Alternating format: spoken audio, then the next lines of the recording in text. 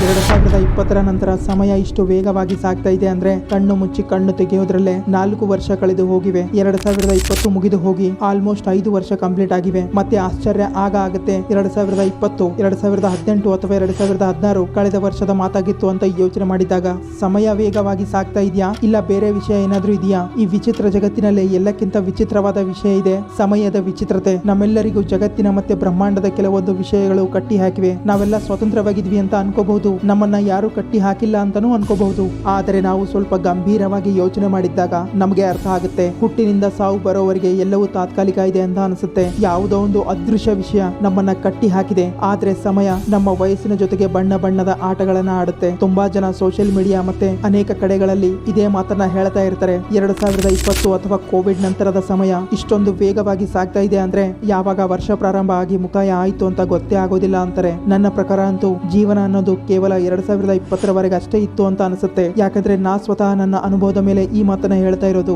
2020 ನಂತರ 2021 ಮತ್ತೆ 2022 ನಾ ಏನೆಲ್ಲ ಮಾಡಿದೆ ಅನ್ನೋದು ನನಗೂ ಕೂಡ ಅಷ್ಟೊಂದು ನೆನಪೇ ಇಲ್ಲ. ಅದೆಲ್ಲವೂ ಒಂದು ಕನಸಿನ ಹಾಗೆ ಆಗ್ಬಿಟ್ಟಿದೆ. ಆ ಎಲ್ಲ 2-3 ವರ್ಷದ ಸಮಯ ಒಂದು ಕನಸಿನ ಹಾಗೆ ಮುಗಿದು ಹೋಗಿದೆ. ಅದನ್ನ ಬ್ಲರಿ ಎಫೆಕ್ಟ್ ಕೂಡ ಅನ್ನಬಹುದು. ಯಾವಾಗ ನಾವು ಚಿಕ್ಕವರಾಗಿದ್ವಿ ಬೇಸಿಗೆಯ ರಜೆ ಎಂಡ್ಲೆಸ್ ಆಗಿರ್ತಾ ಇತ್ತು. ಆದ್ರೆ ಇವಾಗ ಆ ತರ ಇಲ್ವೇ ಇಲ್ಲ. ಹಾಗಿದ್ರೆ ಏನ್ ವಿಷಯ ಇದೆ? ನಾವು ಜೀವಂತ ಆಗಿದ್ರು ಕೂಡ ಡೆಡ್ ಬಾಡಿಯ ಹಾಗೆ ಫೀಲ್ ಆಗ್ತಾ ಇದೆ. ನಮ್ಮ ಪ್ರತಿಯೊಂದು ಕ್ಷಣವನ್ನು ಕಾಲಚಕ್ರ ಕತ್ತರಿಸಿ ಹಾಕ್ತಾ ಇದೆನಾ ಇಲ್ಲ ಬೇರೆ ಏನಾದ್ರೂ ವಿಷಯ ಇದೆನಾ? ಈಗ ನಾ ಹೇಳುವ ಮಾತನ್ನ ಸ್ವಲ್ಪ ಗಮನವಿಟ್ಟು ಕೇಳಿ. The psychological perception of time. ಯಾವಾಗ ನೀವು ಚಿಕ್ಕವರಾಗಿದ್ರಿ ಆಗ ನಿಮ್ಮ ಮೈಂಡ್ಗೆ ಈ ಬ್ರಹ್ಮಾಂಡ ಮತ್ತೆ ಈ ಜಗತ್ತು ಹೊಸದಾಗಿತ್ತು. ಅದಕ್ಕೆ ನಿಮ್ಮ ಮೈಂಡ್ ಪ್ರತಿಯೊಂದು ವಸ್ತುವಿಗೆ ಗಂಭೀರವಾಗಿ ನೋಡ್ತಾ ಇತ್ತು. ಪ್ರತಿಯೊಂದು ಖುಷಿ ಮತ್ತೆ ದುಃಖದ ನೆನಪುಗಳನ್ನ ಆದಷ್ಟು ಬೇಗ ತನ್ನ ಮೈಂಡ್ ಒಳಗೆ ಸ್ಟೋರ್ ಮಾಡಿಕೊಳ್ತಾ ಇತ್ತು. ಪ್ರತಿದಿನ ಅದಕ್ಕೆ ಹೊಸ ದಿನ ಆಗಿತ್ತು. ನೀಲಿ ಮೋಡಗಳಿಂದ ಹಿಡಿದು ರಾತ್ರಿ ಹೊಳೆಯುವ ನಕ್ಷತ್ರದವರೆಗಿನ ಪ್ರತಿಯೊಂದು ಪ್ರಾಕೃತಿಕ ಮತ್ತೆ ಭೌತಿಕ ವಸ್ತು ನಿಮ್ಗೆ ಹೊಸ ಅನುಭವ ಕೊಡ್ತಾ ಇತ್ತು. ನಿಮ್ಮ ತಲೆ ಮೇಲೆ ಯಾವುದೇ ಜವಾಬ್ದಾರಿ ಇರಲಿಲ್ಲ ಮತ್ತೆ ಯಾವುದೇ ಟೆನ್ಷನ್ ಕೂಡ ಇರಲಿಲ್ಲ.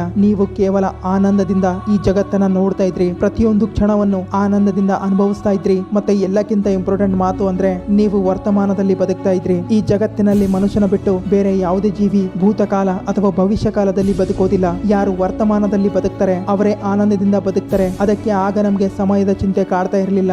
ಮತ್ತೆ ಸಮಯ ಕೂಡ ಆಗ ನಮ್ಗೆ ಎಂಡ್ಲೆಸ್ ಆಗಿದೆ ಅಂತ ಅನಿಸ್ತಾ ಇತ್ತು. ಆದ್ರೆ ಹೇಗೆ ನೀವೆಲ್ಲ ದೊಡ್ಡವರಾಗ್ತಾ ಹೋದಂಗೆ ನಿಮ್ಗೆ ಈ ಪ್ರಪಂಚ ಹಳೆದಾಗ್ತಾ ಹೋಯ್ತು. ನೀವು ಈ ಪ್ರಪಂಚವನ್ನು ಗಂಭೀರವಾಗಿ ನೋಡೋದೇ ಮರೆತು ಬಿಟ್ರಿ. ಯಾಕಂದ್ರೆ ಮನುಷ್ಯನ ಮೈಂಡ್ಗೆ ಡೋಪಾಮೈನ್ ಬೇಕಾಗಿರುತ್ತೆ, ಇನ್ಸ್ಟಂಟ್ ಪ್ಲೆಜರ್ ಬೇಕಾಗಿರುತ್ತೆ. ಅದಕ್ಕೆ ಪ್ರತಿ ಕ್ಷಣ ನಮ್ಮ ಮೈಂಡ್ ಹೊಸ ಇನ್ಫಾರ್ಮೇಶನ್ ಅನ್ನ ಸ್ಟೋರ್ ಮಾಡಿಕೊಳ್ಳುತ್ತೆ. 2016 ರಿಂದ 2020 ಒಳಗೆ ಇಂಟರ್ನೆಟ್ ಮತ್ತೆ ಸೋಷಿಯಲ್ ಮೀಡಿಯಾ ನಮ್ಮೆಲ್ಲರ ಜೀವನದಲ್ಲಿ ಬಂತು. ಅವಾಗಿನಿಂದ ಮನುಷ್ಯನ ಮೈಂಡ್ ಸತ್ತೇ ಹೋಗಿದೆ. ಇದರ ಗಂಭೀರವಾದ ಪ್ರಭಾವ ಮನುಷ್ಯನ ಮೈಂಡ್ ಮೇಲೆ 2020 ಆಯಿತು. ಆಗ ಪೂರ್ತಿ ಜಗತ್ತು ಮನೆಯಲ್ಲೇ ಕೂತಿತ್ತು. ಕೋವಿಡ್ ಪ್ಯಾಂಡಮಿಕ್ ಪ್ರಾರಂಭ ಆದಾಗ ಮನುಷ್ಯನ ಬಳಿ ಮಾಡಲು ಯಾವುದೇ ಕೆಲಸ ಇರಲಿಲ್ಲ. ಆಗ ಚಿಕ್ಕವರಿಂದ ದೊಡ್ಡವರವರೆಗೆ ಎಲ್ಲರೂ ಇಂಟರ್ನೆಟ್ ಮತ್ತೆ ಸೋಷಿಯಲ್ ಮೀಡಿಯಾಗೆ ಇಷ್ಟೊಂದು ಅಡಿಕ್ಟ್ ಆಗಿದ್ರು ಅಂದ್ರೆ ಪ್ರಪಂಚವನ್ನು ನೋಡೋದೇ ಮರೆತು ಬಿಟ್ರು. ಇದರಿಂದ ಮನುಷ್ಯನ ಮೈಂಡ್ ಇನ್ನೂ ಜಾಸ್ತಿ ಡಿಪ್ರೆಷನ್ ಅಲ್ಲಿ ಹೋಗಲು ಪ್ರಾರಂಭ ಮಾಡಿತು. ಪ್ರತಿ ಕ್ಷಣ ಪಾಸ್ಟ್ ಫ್ಯೂಚರ್ ಬಗ್ಗೆ ಯೋಚನೆ ಮಾಡೋದ್ರಿಂದ ಸಮಯದ ನಮ್ಮ ಮೈಂಡ್ ಮೇಲೆ ಬ್ಲರಿ ಎಫೆಕ್ಟ್ ನ ಪ್ರಭಾವ ಬೀರ್ತು.